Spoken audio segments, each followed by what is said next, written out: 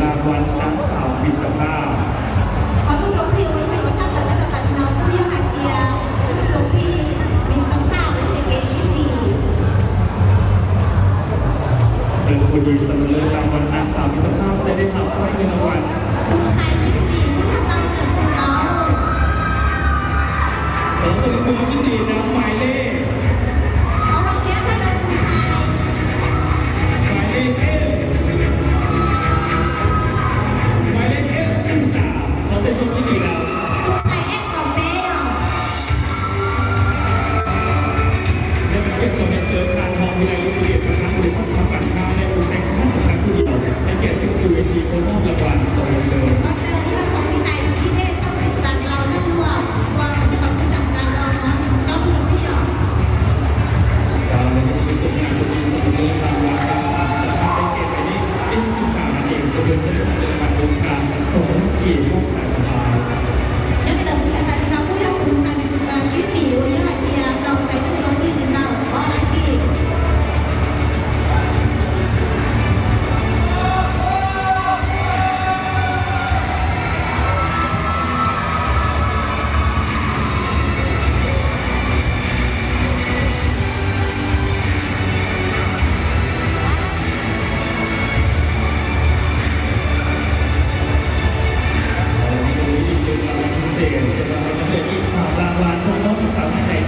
จากผู้รับวันประดับไปโทรอีกสักหน่อยเขาจะนุ่มแบบพบกัน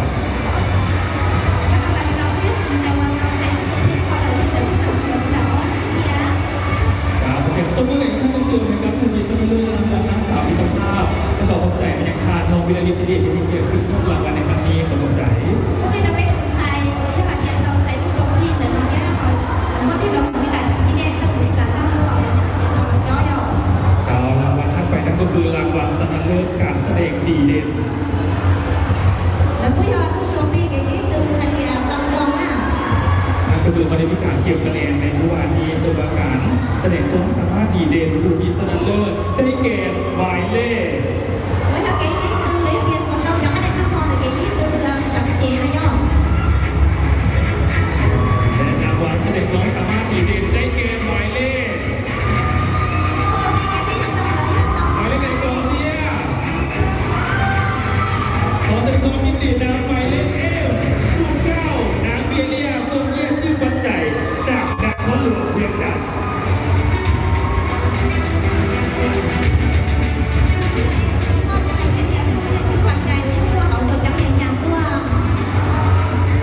ซึ่งในเกียรติทุกรางวัลในครั้งนี้โดยนางสมหวังทรงของไม้ทางสมหวังสมทรงประธานในการจัดงานบุญน้องเพื่อนเจ้าในเกียรติทุกรางวัลกับยินเซิร์จริงๆแล้วเขาจะยังส่งแบบส่งเธอใช้ตัวอะไรกันเนี่ยเห็นว่าจะไม่โทรหยอกแล้วก็ซึ่งรางวัล3ของเราดีได้รับรางวัลสำเร็จโดยสถานีเด่นจะได้รับเป็นซึ่งมูลค่า2,000กีบของสายสบาย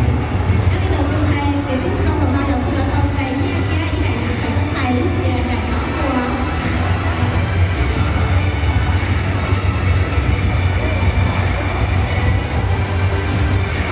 สวัสดีการตัวเราคนเลือกฟิตเอายาบอกได้เลยยาซึ่งคุณสามารถดีเลยเพราะว่าเราเป็นผู้ติดทีมสวัสดีทุกคนเรื่องเป็นมีคนสามารถเด็ดที่พอมาดูเลยในครั้งนี้เราเลือกเก็บได้ทั้งเป็นทางเดียวที่ตื่นสายฉันก็ชอบเราเดินต่อคณะกรรมการผู้ก่อการเตียนไปเลยผู้ว่ากับสื่อเราสายที่เราที่จะดูลงก็เราเนี้ยจริงรู้ซึ้งจะขอเสียงต้นมือดังให้กับผู้ที่สำเร็จรางวัลเสน่ห์ความสามารถดีเด่นและต้องขอขอบใจมายังพาสมหวังส้มประธานอภิการจัดงานบุญน้องแม่เจ้าในเกียรติขึ้นมอบรางวัลขอบใจเราไม่เป็นคนชายวันยกมาเก็บให้รองเทียน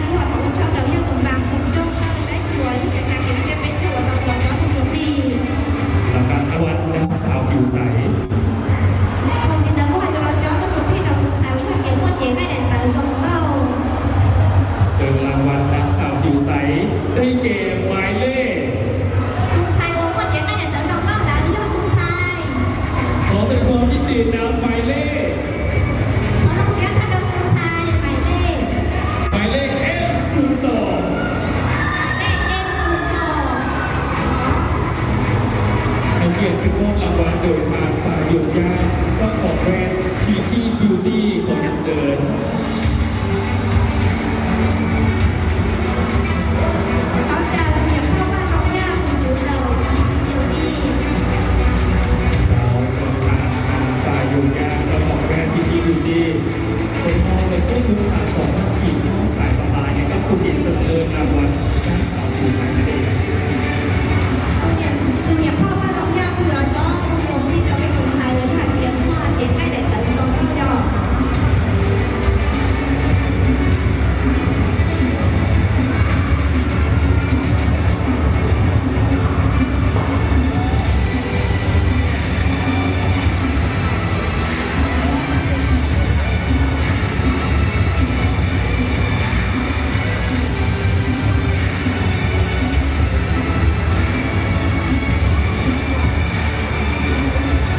ขอเสียงต้นกันอีกครั้งหนึ่งให้กับผู้ที่สนับสนุนรางวัลทั้งสาวผิวใสและแก่เป็นเรื่องสื่อสองซึ่งมอบรางวัลโดยฐานะฝ่ายดุจยาเจ้าของแบรนด์พีซียูดีบุคคาสองห้าเกียรติของคนใจ Vâng, đối với ông chị cho số đi cho người xài pha trong mấy con xài thứ nhất thì các đệ tử trong vòng lần đầu từ với doanh nghiệp bao ban phòng gia từ chủ đề thì chỉ được đi จะเอาเข้ามาสู่อีกรางวัลสุดท้ายกันแล้วสำหรับรางวัลนี้เป็นอีกหนึ่งรางวัลที่พิเศษที่สุดในค่ำคืนนี้ซึ่งว่ารางวัลถัดไปนั้นก็คือรางวัลน้ำสาวคนใจมหาชนหรือว่ารางวัลป๊อปปูล่าโหวตซึ่งว่าเขาได้มีการเปิดโหวตอยู่ที่เฟซบุ๊กแฟนเพจของพวกเขาเนาะสำหรับวันอังคารก็คงจะได้เห็นแล้วว่าผู้ใดที่ชนะเลิศรางวัลน้ำสาวคนใจมหาชนซึ่งว่ารางวัลนี้เป็นรางวัลที่มหาชนทั้งหมดได้ร่วมโหวตและส่งคะแนนเพื่อที่จะให้น้องสาวของเขาได้ขึ้นรางวัลขวัญใจมหาชนนี่และที่สำคัญก็คือใครถ้าหากว่าน้องนางสาวท่านใดที่ชนะเลิศรางวัลขวัญใจมหาชนเป็นจะได้ผ่านเข้าห้อง10 คนสุดท้ายโดยอัตโนมัติ trong chiến đấu với cô là cho một số đi trong cái thùng xài của các thì trong nước sẽ là tàu trái cái tàu bò với những nhà để tàu trẻ trong tàu Facebook với nhau เจ้าและผู้ที่สนับสนุนรางวัลขวัญใจมหาชนได้แก่หมายเลข xài con tàu giấy của số đi trong tàu trong nước sẽ là những thùng xài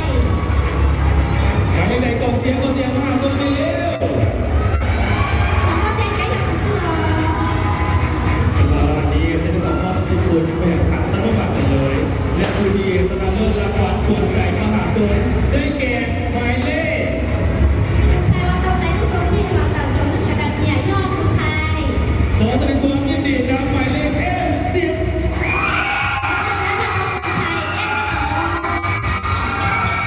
และการเสริมการพุ่งมีวิธีเดียวในการทำสัตว์แล้วการทำเรื่องของการจัดการให้เกียรติสู่เวทีคนมอบให้เกิดการบุญคาสองนาทีโปรแกรมเสริม có thể là những bao các anh chị đi chúng ta muốn sẵn nào đâu rồi chúng ta phải có một tầm cảm và những hoạt động đó không biết nó đắt đi ซึ่งวันนี้มหาชนกรมเป็นคนเลือกสำนักมหาชนกรมเป็นกรรมการร่วมด้วย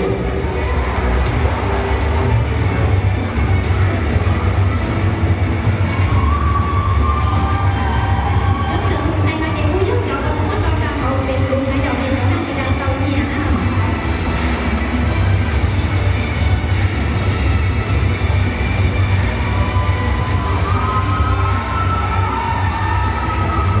โอเคกองเสียงเพิ่มกันบอกได้เลยวันนี้เกี่ยวกับเรื่องเสียงนะเมื่อก่อนเพื่อนมีป้ายอยู่ที่กองเสียงมันชมให้กำลังใจหมายเลขM10ของเราขอเสียงหมายเลขM10เลย có thể là cái thùng xanh ép tàu เราเสร็จแล้วเป็นคนใจมหาชนอยู่